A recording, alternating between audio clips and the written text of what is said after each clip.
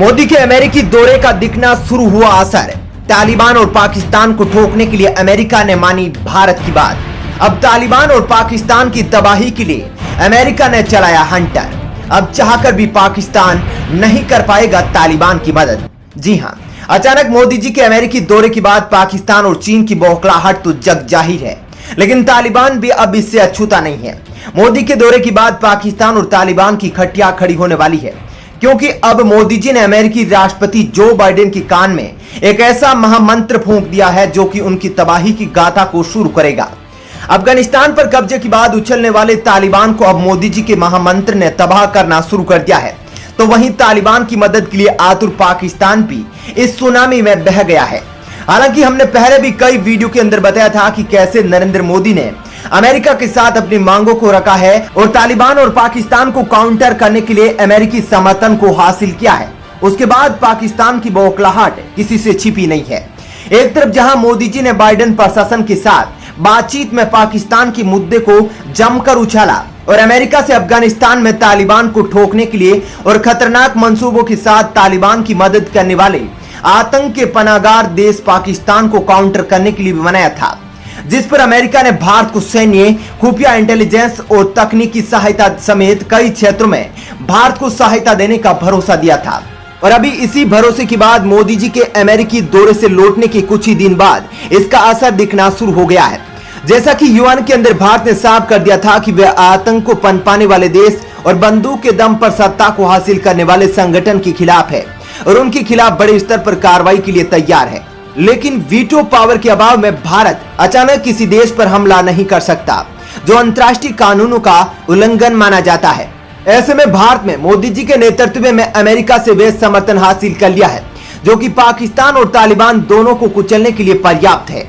मोदी जी के अमेरिकी दौरे के बाद वहां के सांसदों और वहां के लोगों में भारी खुशी का माहौल था और वे भारत का समर्थन पाकर बहुत ही ज्यादा खुश थे।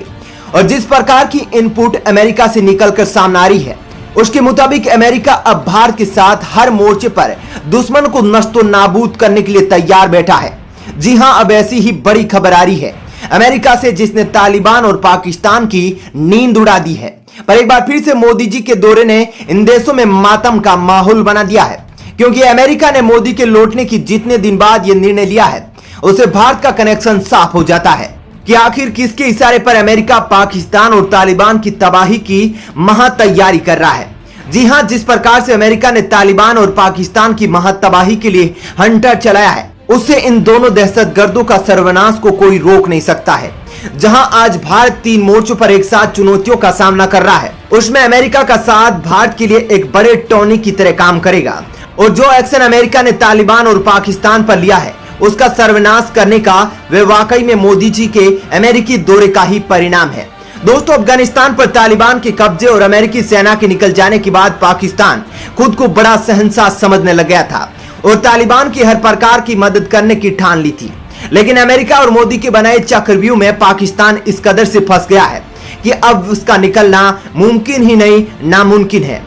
जहां पाकिस्तान चाहकर भी तालिबान की मदद नहीं कर सकता, तो वहीं अमेरिका के सर्वनाश के ऐलान के बाद इमरान खान और तालिबान दोनों को ही जुलाब हो गया है, जो उनको चैन से बैठने नहीं देगा। दोस्तों, भले ही अमेरिका ने अपनी सेना को अफगानिस्तान से निकाल दिया, लेकिन अब अमेरिका तालिबान और पाकिस्तान को बचाने के लिए सैन्य नहीं बल्कि कूटनीतिक तरीके से भारत के साथ मिलकर इनका पंचनामा तैयार करने में लगा है और भारत के साथ किसी बड़ी सैन्य कार्रवाई को करने के लिए इस पर एक्शन ले लिया है। दरअसल अमेरिका में तालिबान और उसका साथ देने वाले सरकारों पर प्रतिबंध लगाने के लिए मंगलवार को विधेयक पेश किया गया है, जिसका असर पाकिस्तान में अभी से दिखना शुरू हो गया है। बुधवार को पाकिस्तान के स्टॉक में 3% की गिरावट आई और रुपया रिकॉर्ड स्तर पर लुढ़क गया। पाकिस्तान को आर्थिक स्तर पर यह चोट अमेरिका ने बहुत सोच समझ कर दी है। जी हां, अमेरिका के 22 रिपब्लिकन सीनेटर के एक समूह ने तालिबान और उसका समर्थन करने वाली सभी विदेशी सरकारों पर प्रतिबंध लगाने की प्रावधान वाला विधेयक पेश किया है। इस विधेयक का नाम Afghanistan counter terrorism oversight and accountability act को सीनेटर जिम रिस ने पेश किया। बता दूं कि सीनेटर जिम रिस सीनेट विदेश संबंध समिति के सदस्य हैं। विधेयक में विदेश मंत्री ने एक रिपोर्ट की मांग की है कि वर्ष 2001 से 2020 के बीच तालिबान को समर्थन देने के लिए पाकिस्तान की भूमिका, जिसके कारण अफगानिस्तान की सरकार गिरी है, साथ ही पंजशीर घाटी और अफगानिस्तान के प्रतिरोध के खिलाफ तालिबान के हमले में पाकिस्तान के समर्थन के बारे में उनका आकलन बताने के लिए कहा गया है। इसमें उन क्षेत्रों की पहचान के बारे में राष्ट्रपति की तरफ से रिपोर्ट मांगी गई है जहां क्षेत्र में चीन, रूस और तालिबान की तरफ से पेश आर्थिक और सुरक्षा चुनौतियों के समाधान में भारत की राजनीतिक, आर्थिक और रक्षा सहयोग को बढ़ाया जा सके। इसमें इस आकलन के बारे में भी बताने के लिए कहा गया है कि तालिबान के अफगानिस्तान पर कब्जा करने के बाद भारत की सुरक्षा स्थितियों में बदलाव का भारत और अमेरिका के बीच सहयोग में किस तरह का असर होगा। और अगर दोस्तों इस रिपोर्ट के परिणाम पॉजिटिव आते हैं तो तालिबान और पाकिस्तान उस गर्त में जाकर गिर जाएंगे जहां से उनका निकलना कभी भी संभव नहीं हो पाएगा और भविष्य में कभी वे ऐसी गलती नहीं दोहराएंगे। इसके अलावा दोस्तों अफगानिस्तान में छूटे अमेरिका के खतरनाक हथियारों को लेकर भी सुपर पावर की ओर से बड़ा ऐलान किया गया है। विधेयक में आतंकवाद का मुकाबला करने तालिबान द्वारा कब्जाए गए अमेरिकी उपकरणों के निपटान, अफगानिस्तान में तालिबान और आतंकवाद फैलाने के लिए मौजूद अन्य गुटों पर प्रतिबंध और मादक पदार्थों की तस्करी और मानवाधिकारों के हनन को रोकने के लिए रणनीतियों की आवश्यकता की मांग की गई है। इसमें तालिबान पर और संगठन का समर्थन करने वाली सभी विदेशी सरकारों पर प्रतिबंध लगाने की मांग की गई है, जिसमें पाकिस्तान का विशेष रूप से जिक्र किया गया है। वहीं अमेरिका की इस ऐलान के बाद तालिबान की मान्यता लेने के मंसूबे पूरी तरह फेल हो गए हैं और पाकिस्तान चाहकर भी तालिबान की मदद नहीं कर सकता क्योंकि वैश्विक स्तर पर तालिबान को किसी भी देश ने मान्यता नहीं दी है और ऐसे में पाकिस्तान तालिबान को मान्यता देता है और उसकी मदद करता है तो वह खुद आग पर चलने के बराबर होगा। हालांकि पाकिस्तान लगातार अपने देश के अंदर इमरजेंसी मीटिंगों को बुला रहा है लेकिन कोई भी हल उसे दिखाई नहीं दे रहा है और चाहकर भी वह अपने आतंकी दोस्त को बचा नहीं पा रहा है। वह इस कदर भारत और अमेरिका के चक्रव्यूह में फंस गया है जहां से बाहर आ सकता है और ना ही बच सकता है।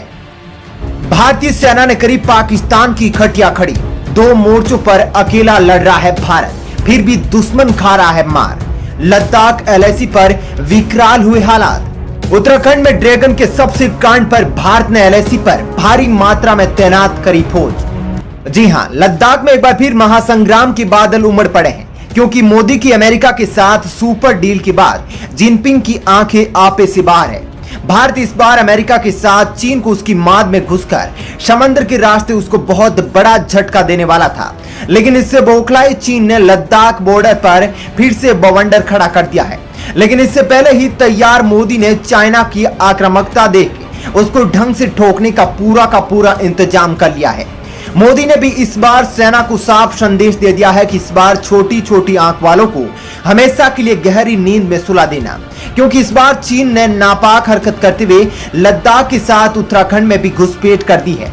अब मामला बहुत ही बड़ा हो चुका है। चीन ने एक साथ लाखों की तादाद में अपने सैनिकों को बॉर्डर पर भेज दिया है। चीन की नापाक हरकत को देखते हुए भारत ने रातों रात सेना का एक बड़ा बेड़ा रातों रात लद्दाख उत्तराखंड से चीन की लगती सीमा की तरफ भेज दिया है। भारत ने अपने सभी एयरबेस को भी एक्टिवेट कर दिया है और बड़ी संख्या में ड्रोन और फाइटर जेट्स हाई अलर्ट पर कर दिए गए हैं।